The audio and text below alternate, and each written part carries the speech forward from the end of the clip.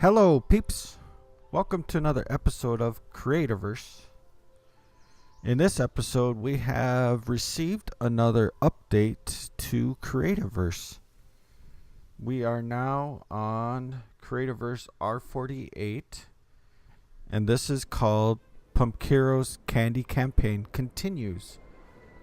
So we got a follow-up update that was just released today.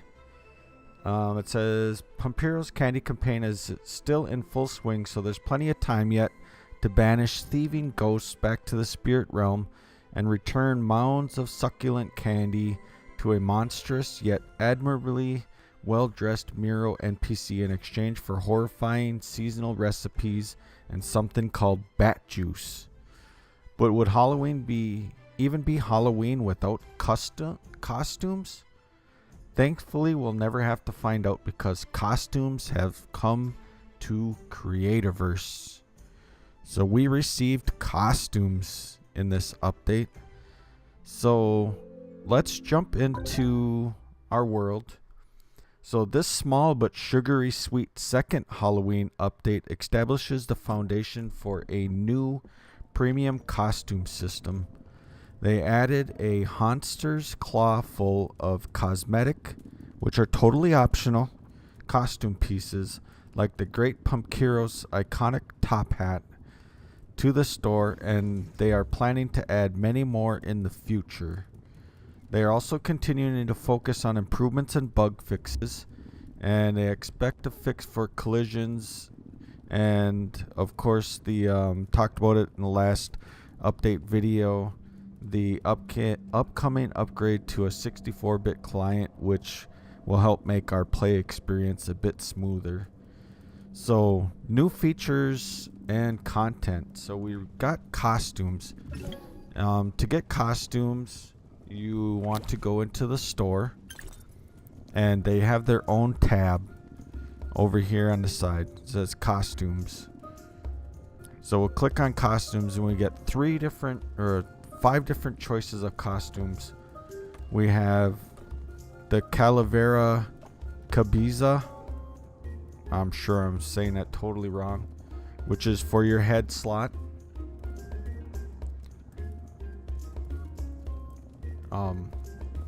But just to back up just a little bit, so they have costumes just in time for Halloween.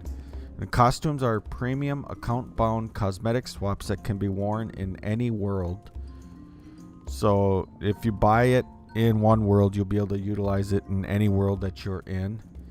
They have heads, hats, gauntlets, weapons, and the flashlight are currently supported, and they plan to unlock more costume slots and add many more costumes in the future. So I can just imagine that come Christmas time, we are going to get some Santa Claus hats and things like that for Christmas time. For right now, in this update, we got this Calavera Cabiza, which is our head slot. We have Pumpkiru's top hat, which is a hat. We have the hulking hand, which is a skin for a costume for your gauntlet hand. And then we have 2 weapon ones, which is the Crypt Cutter and the Grim Reaper, which both are skins for your weapons. The weapon skins don't make any difference to your weapons, so no matter what weapon you're using, all it does is just cosmetically change the way it looks for you in the game. The damage your weapon does stays the same based on whatever weapon you have equipped. And then last but not least, there is a ghostly flashlight, which does require Creativerse Pro because it's for the flashlight, but they're actually giving this one away for free for a limited time if you use the code Ghostly Gift.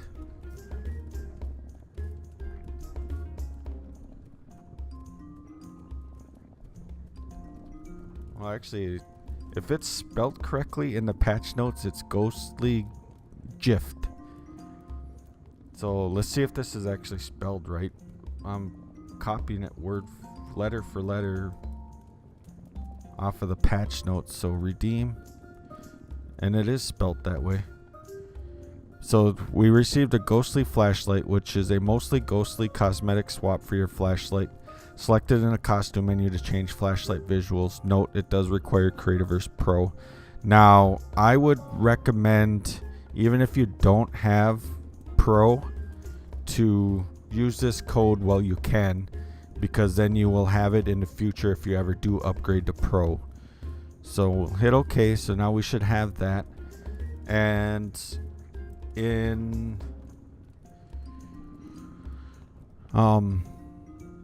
for science purposes, we are actually going to, I have enough coins, so I am actually going to purchase all of these costume items so we can try them out and see what they look like. So first, let's get this helmet head piece, and it's been added to our inventory, so it says it has been purchased. We'll grab the hulking hand. We're just going to grab them all while we're in here. We'll grab Pumpkiru's top hat, the crypt cutter. Now this is the one I'm actually probably most looking forward to using. At first I thought it would have been this one, but I did see a video showing what this one looked like, and I wasn't necessarily too fond of how it looked. But so then, in order to access the costume area, you want to open your bag, and then up here where it says equipment, you have the costumes, which it says new feature. So you click on costumes, and then it opens up a new area. And if you notice, the things aren't like added into your bag. The items, the costume items, aren't added into your bag. They're basically stored behind the scenes in basically your account wide areas. So when you click on the item that you want to apply your costume, you'll get your choices of what skins you have available. So let's click on the hulking hand. So now you can see what our hulking hand looks like. Let's pop into third person view, or this other camera view, by pushing O, and you can kind of get a look at what our gauntlet looks like now. It looks pretty cool. I like that. And then let's go and let's add in, actually not the hat yet, let's add in the head.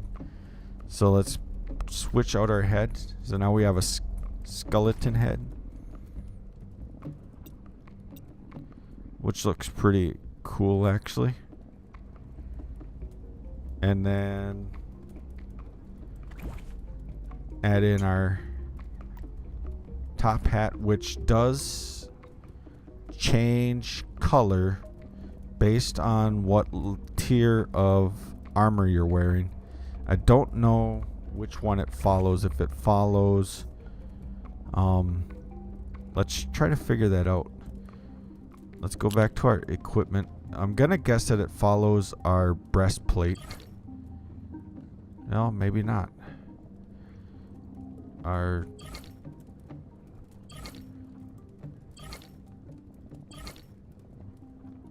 Okay, so it follows your actual character's color scheme that you, when you customize your character, your top hat will match your character's colors that you pick.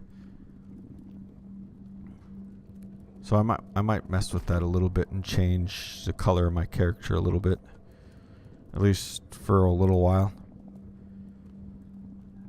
And let's see, last but not least, we have two more things. We have the weapon skin. So let's look at the Grim Reaper first. Now it looks,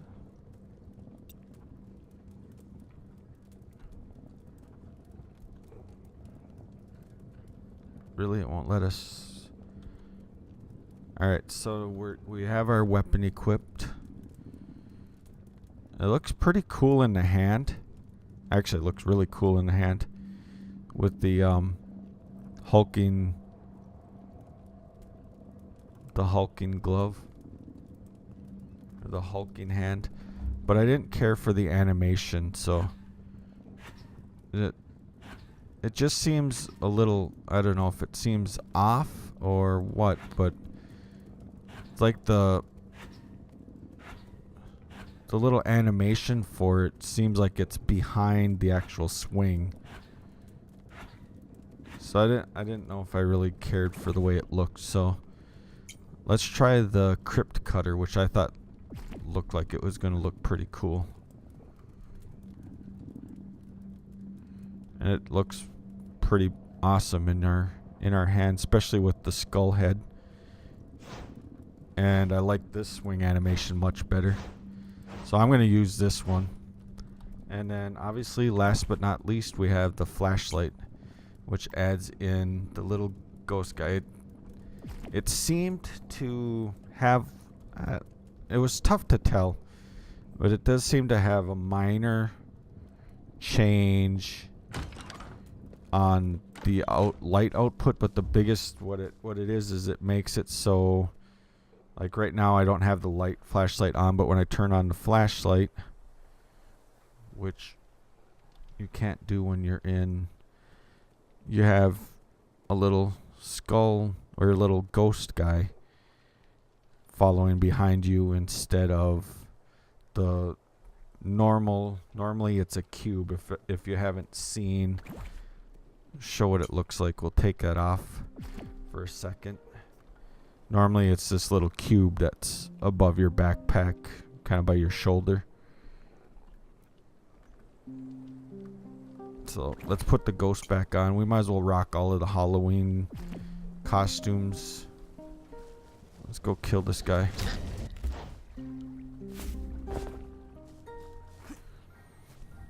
So yeah, that's the basics of this update with the costumes. There were some slight improvements. They added visual indicator icons for claim settings when passing a claim boundary. Oh, so when you go into claims, you can see on the top up out in the middle of the screen there, it shows that there's no PvP and no fire in this claim. So that's pretty cool. That's a quick, easy way to know what's enabled in a claim as you go into it.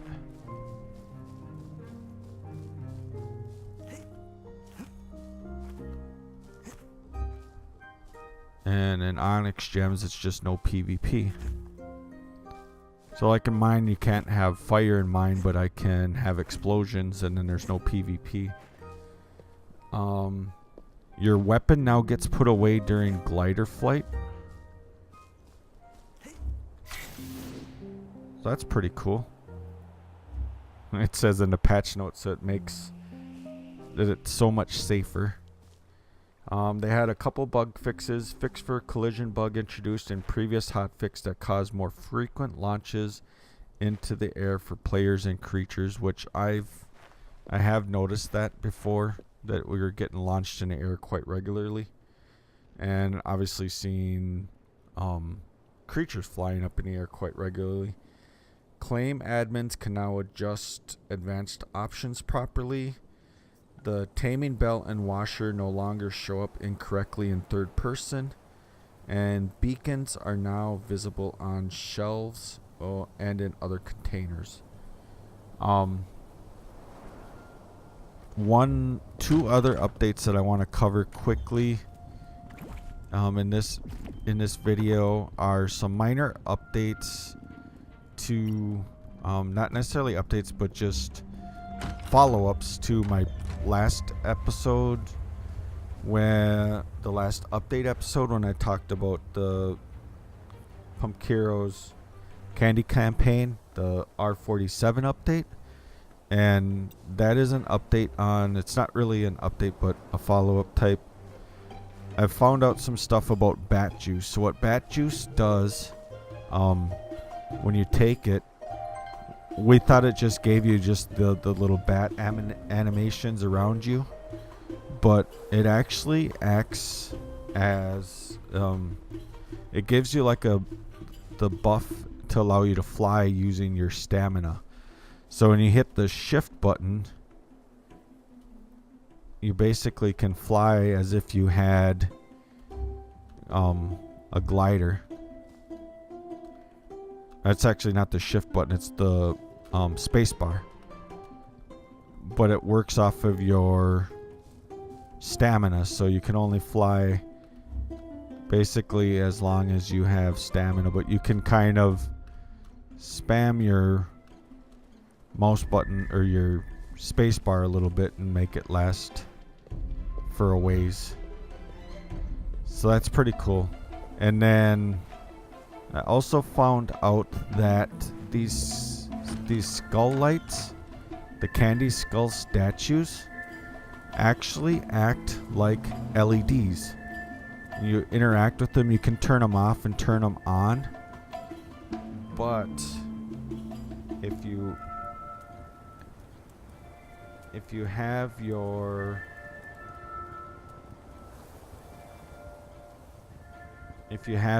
wiring tool equipped, you can actually access them and change the colors of them.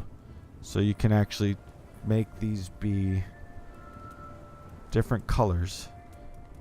And then, so now it obviously glows green. And then when you turn it on, it lights up green.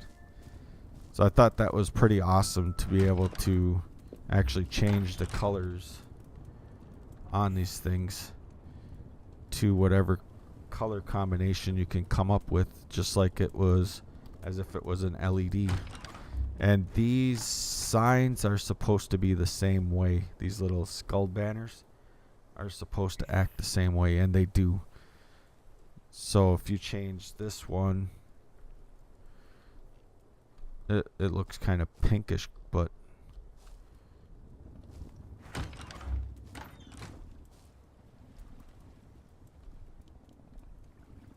so if you you kind of have to mess with it. You probably have to adjust the colors a little bit differently to get the actual color that you want to look, because that really doesn't look green. Not like the skulls. The skulls match your color very well. This looks more pink. But I thought I would update everybody on that stuff that I found out. And that's about all for this update. Again, the community's doing, the Creativerse, the entire Creativerse community is doing awesome on defeating these idols. We are at this point almost up to 1 million. We only have, I believe at 1 million we get, at 1 million we get this one, and then at 1.5 million we'll get the ultimate candy thief. So we should have this, I would say, in plenty of time before Halloween even. So